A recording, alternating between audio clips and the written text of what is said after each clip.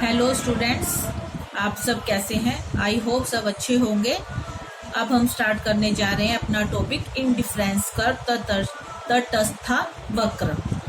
तटस्थ वक्र यह दो वस्तुओं के उन संयोगों का समूह है जो उपभोक्ता को संतुष्टि का समान स्तर प्रदान करता है, इसलिए वह संयोगों के बीच तटस्थ है। तटस्थ का मतलब होता है स्थिर रहना।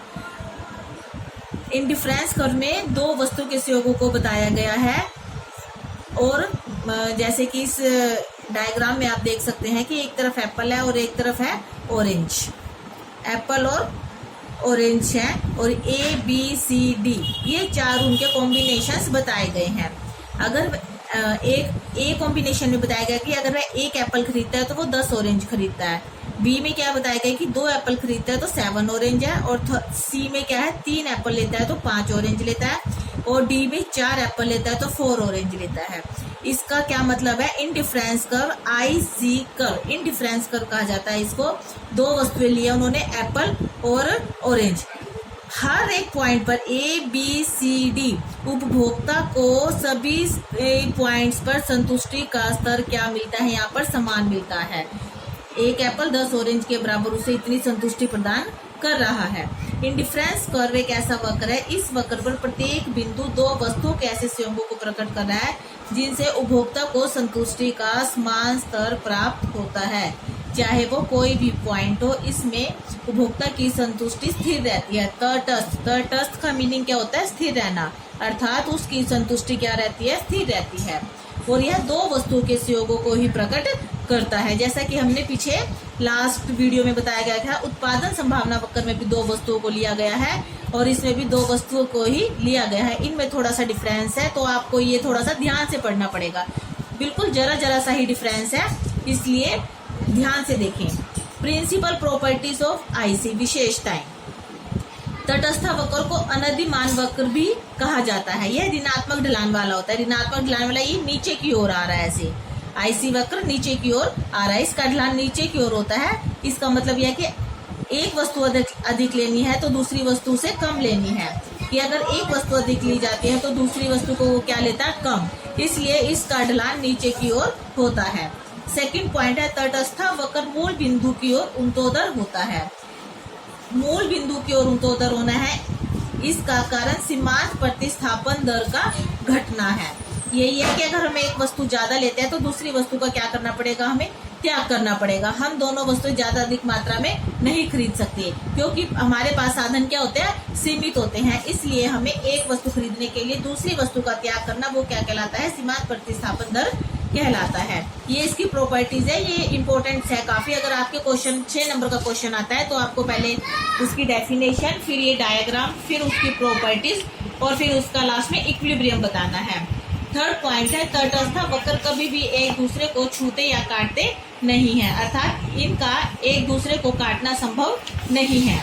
ये ना तो जैसे कि ये IC कर्व है, अगर हम चलो वो नेक्स्ट फोर्थ पॉइंट है, ऊंची तटस्थ वक्र संतुष्टि के ऊंचे स्तर को बताता है। अगर हमारा इंडिफरेंस कर्व एक पॉइंट और ऊपर जाता है तो यह हाई सेटिस्फेक्शन लेवल को शो कर रहा है और ये दोनों कभी भी एक दूसरे को कट नहीं कर रहे हैं।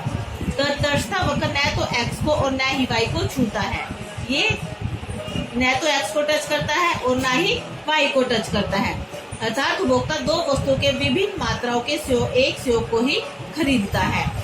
उपभोक्ता संतुलन, जिसमें एक उपभोक्ता अपनी सीमित आय को इस प्रकार खर्च करता है कि उसे क्या मिले? अधिकतम संतुष्टि प्राप्त होती है, अर्थात वह अपनी आय को खर्च करने के वर्तमान ढंग में किसी भी प्रकार का परिवर्तन करना पसंद नहीं करता। उपभोक्ता वहीं पर संतुलित होता है कि वह अपने उसकी जितनी इनकम है और वह अपनी आय को इसी प्रकार खर्च करता है कि उसे मैक्सिमम सेटिस्फेक्शन मिले।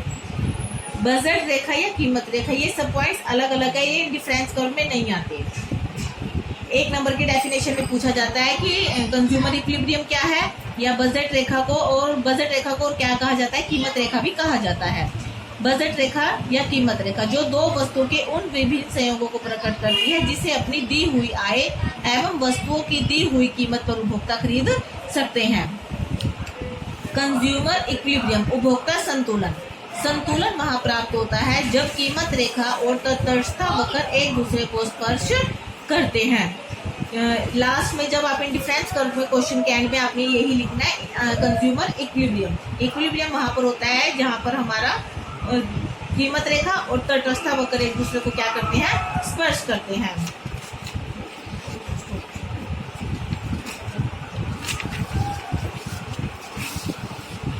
ये डायग्राम है, इसमें हमने 2 गुड लिया है, ओ एक्स पर गुड 1 है और ओ वाई पर गुड 2 है। ये बजट रेखा है और इस पर आईसिक और यहाँ पर टच कर रहा है क्यू पॉइंट पर। तो यहाँ पर क्या है, हम कंज्यूमर इक्विलिब्रियम हो रहा है। इस पॉइंट पर क्यू पॉइंट पर इक्विलिब्रियम है, not T point. T point इसके अंदर है तो टी पॉइंट पर इक्विलिब्रियम नहीं है। तो पॉइंट क्या हो, कीमत रेखा और तटस्थ वक्र एक दूसरे को स्पर्श करते हैं। इसका अर्थ है कि संतुलन तभी प्राप्त होता है जब कीमत रेखा का ढलान तटस्थ वक्र के ढलान के क्या हो, बराबर हो। संतुलन बिंदु तटस्थ वक्र मूल बिंदु की ओर उन्नतोदर होगा।